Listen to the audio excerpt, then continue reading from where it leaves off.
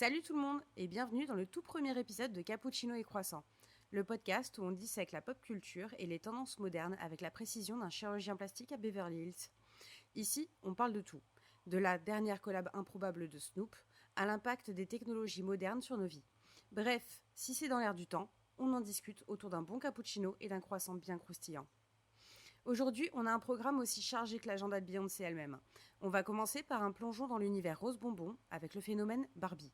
Oui, cette même Barbie qui est passée de jouet en plastique à icône culturelle grâce à Greta Gerwig.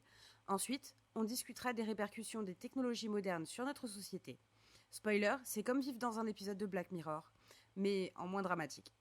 Et enfin, on parlera de l'impact de l'intelligence artificielle dans la création artistique. L'IA ne pourra jamais remplacer l'imagination humaine, mais elle peut sûrement nous aider à tricher un petit peu. Alors installez-vous confortablement, servez-vous un bon café et préparez-vous à plonger dans l'univers fascinant et parfois absurde de la pop culture et des technologies modernes. Bienvenue dans Cappuccino et Croissant, le podcast qui va devenir votre nouvelle obsession. Allez, c'est parti ?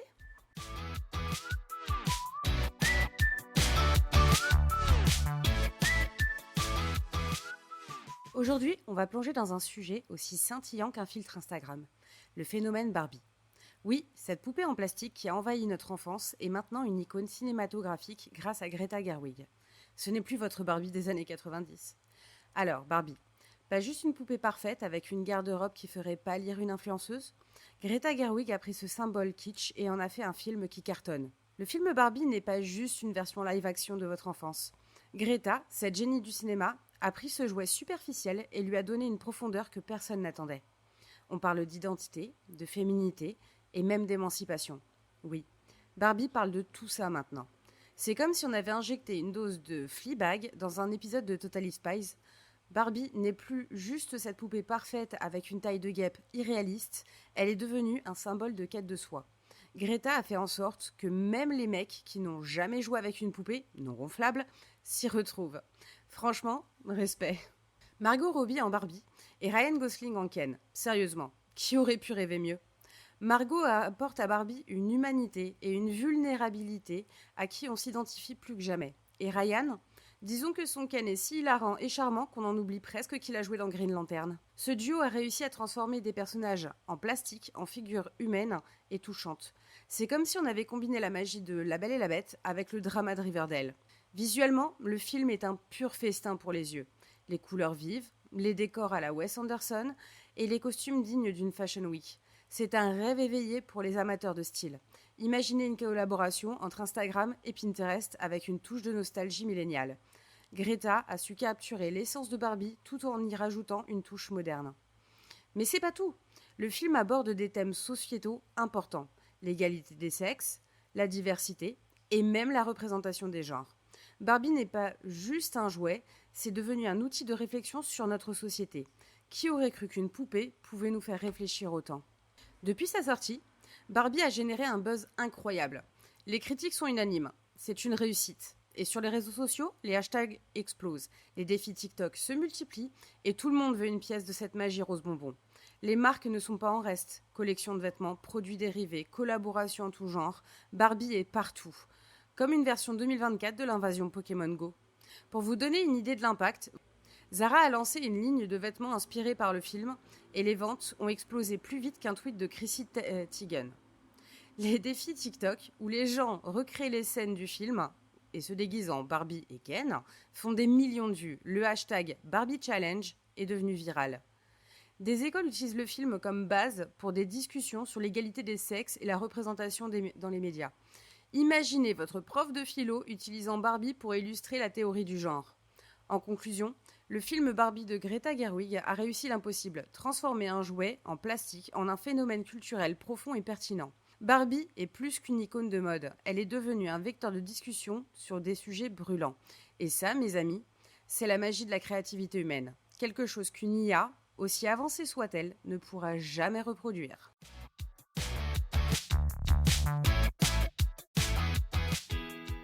Alors que les technologies modernes envahissent nos vies, on va parler de tout, de nos chers smartphones à l'intelligence artificielle, en passant par les réseaux sociaux. Vous pensiez que Black Mirror, c'était de la fiction ? Commençons par nos précieux smartphones. On les aime, on les déteste, mais on ne peut pas vivre sans eux. C'est un peu comme cette relation toxique dans laquelle on reste parce qu'on est trop habitué. Ces petites bêtes ont complètement transformé notre manière de communiquer et de travailler, et même de dormir. Qui ici n'a jamais scrollé Instagram à 2 heures du matin en se demandant pourquoi on est encore réveillé? Après, on va pas se mentir, Bang Chan est souvent physiquement intelligent sur les edits des stays. Les smartphones ont rendu tout accessible en un clin d'œil. Besoin de commander une pizza? Il y a une app. Vous voulez stalker votre ex? Instagram. Mais à quel prix? Notre capacité d'attention est devenue plus courte qu'une story Snapchat, et les interactions humaines aussi rares que les concerts des Daft Punk. Parlons des réseaux sociaux. Ces merveilleuses plateformes qui nous permettent de partager nos vies parfaites et filtrées. Instagram, TikTok, Twitter, X, parce que pourquoi pas Elon? Ces plateformes ont créé une nouvelle manière de communiquer où les likes et les followers sont devenus la monnaie sociale. Mais attention, c'est un piège. On passe des heures à scroller, à comparer nos vies à celles des autres, à chercher l'approbation dans un monde virtuel. C'est comme vivre dans un épisode de Black Mirror en continu. Et les influenceurs? Des créatures fascinantes qui nous vendent tout et n'importe quoi. Du thé détox à la crème miracle, si on avait une pièce à chaque fois qu'on a acheté quelque chose à cause d'eux, on serait tous millionnaires. Ensuite, on a l'intelligence artificielle. On va pas en parler plus en profondeur tout de suite, mais une petite intro ne fait jamais de mal. L'IA est partout. Dans nos smartphones, nos maisons, nos voitures, que ce soit Alexa, Siri ou Google Assistant, nos nouveaux amis robotiques qui écoutent tout ce qu'on dit, ils sont pratiques, certes, mais est-ce qu'on leur fait vraiment confiance? Vous leur confieriez vos secrets? C'est possible. Après tout, Alexa connaît mes goûts musicaux en long, en large et en travers. Et puis, il y a l'IA dans le monde du travail, les robots qui nous volent nos jobs. Aujourd'hui, c'est une IA qui écrit des articles. Demain, ce sera un IA qui animera ce podcast. Enfin, espérons pas trop vite. L'IA, c'est comme Jarvis dans Iron Man. Super cool, mais aussi un petit peu flippant. Imaginez que Jarvis décide de devenir Ultron. On serait pas dans la merde. Parlons aussi du streaming. Netflix, Disney+, Amazon Prime, nos nouvelles chaînes de télé. Fini le temps où on attendait patiemment que notre série préférée passe à la télé. Aujourd'hui, on binge-watch une saison entière en une nuit et on en redemande. C'est génial, mais ça a tué les rendez-vous télévisuels et notre sommeil. Les films au cinéma, une espèce en voie de disparition. Pourquoi payer un billet alors qu'on peut regarder des films en pyjama depuis notre canapé? Et ça, c'est sans compter l'arrivée de l'Apple Vision et autres produits du genre. Le streaming a révolutionné l'industrie du divertissement, mais a aussi changé notre manière de consommer les médias. Moins de patience, plus de contenu et une saturation qui nous laisse parfois perdus, encore plus que devant le catalogue H&M pendant les soldes. Et enfin, la vie privée, ou devrais-je dire l'absence de vie privée. Nos données sont collectées, analysées et vendues comme des petits pains. Chaque clic, chaque like, chaque achat est enregistré. On est surveillé en permanence. Mais on a accepté ça parce que qui lit vraiment les conditions d'utilisation? C'est un peu comme si Big Brother était devenu une réalité, mais au lieu d'être effrayé, on s'en fiche parce qu'on peut commander sur Deliveroo, me parlez pas d'Uber, et consommer des reels à ne plus en finir. On a sacrifié notre vie privée pour le confort et la commodité. Et maintenant, on vit dans une bulle de filtres et de publicité ciblée, tout en faisant semblant que ça ne nous dérange pas. Pour conclure, les technologies modernes ont transformé notre société d'une manière qu'on n'aurait jamais imaginée. Elles ont apporté des innovations incroyables, mais aussi des défis et des problèmes que nous devons encore apprendre à gérer. Alors, est-ce que c'est un progrès ou une régression? La réponse n'est pas simple.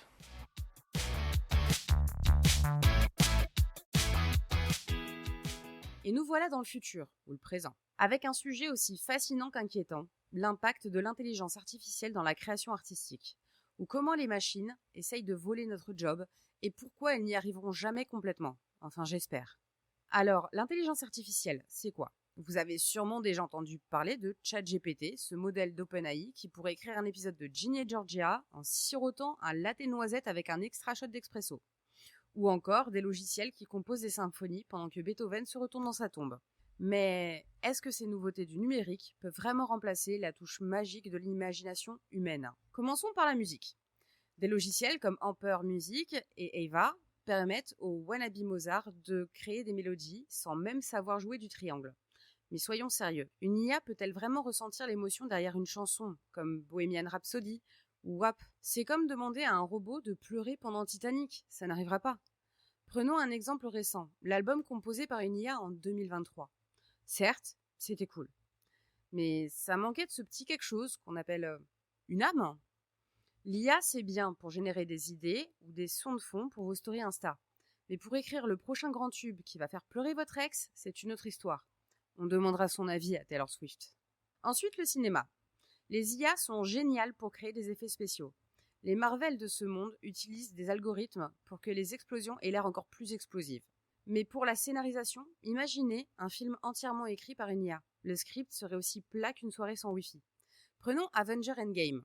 Oui, l'IA a aidé à rendre Hulk plus vert que jamais. Mais pensez-vous vraiment qu'elle aurait pu écrire le dialogue entre Tony Stark et Steve Rogers ? Non. L'IA peut être une assistante efficace, mais elle manque encore cruellement du sarcasme et de l'esprit humain. Et heureusement, parce que sinon, on serait juste tous au chômage. Et parlons d'art visuel. Avec des plateformes comme DeepArt, Artbreeder, même votre grand-mère pourrait créer une œuvre d'art moderne. Mais les chefs-d'œuvre, les vrais, ceux qui vous font réfléchir, pleurer ou même rire, ils sont le produit d'une imagination humaine. Rappelez-vous du fameux portrait d'Edmund de Bellamy, vendu pour une petite fortune. Impressionnant, non ? Mais est-ce que ce portrait aurait jamais vu le jour sans les instructions d'un artiste humain ? J'en doute. L'IA peut générer des images, mais c'est toujours l'œil humain qui choisit, ajuste et donne vie à ses créations. Enfin, l'écriture et le contenu. Des outils comme GPT peuvent écrire des articles, des histoires et même des scripts de manière plutôt convaincante. Mais imaginez-vous un roman d'amour écrit par une IA. Elle pourrait suivre toutes les formules, mais les émotions sincères, les rebondissements imprévus, encore une fois, c'est l'humain qui excelle. Même avec tout ça, il y a des questions éthiques. Peut-on vraiment faire confiance à une IA pour générer des contenus sensibles ou artistiques ? Et quels sont les risques de trop dépendre de ces technologies ? On pourrait se retrouver avec une avalanche de contenus génériques, sans la touche d'originalité et de folie propre aux créateurs humains. Pour conclure, l'intelligence artificielle est un outil puissant, mais elle ne remplacera jamais l'imagination humaine. Elle doit servir de support, un peu comme Jarvis pour Iron Man. Elle peut améliorer notre travail, générer des idées et nous aider à innover. Mais la magie, la vraie magie, vient toujours de l'esprit humain.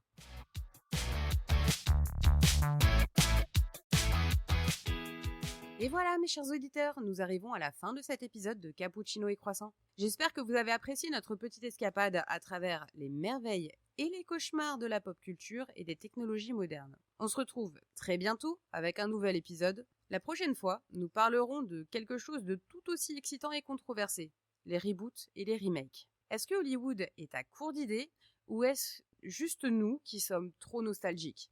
Préparez-vous parce que ça va être épique, comme un crossover entre Vikings et House of Dragon. Un grand merci à vous pour avoir écouté jusqu'au bout. Vous êtes des vrais MVP. Si vous avez aimé cet épisode, n'oubliez pas de me suivre sur les réseaux sociaux. Vous pouvez me trouver sur Instagram sous le pseudo CapCroissantPod.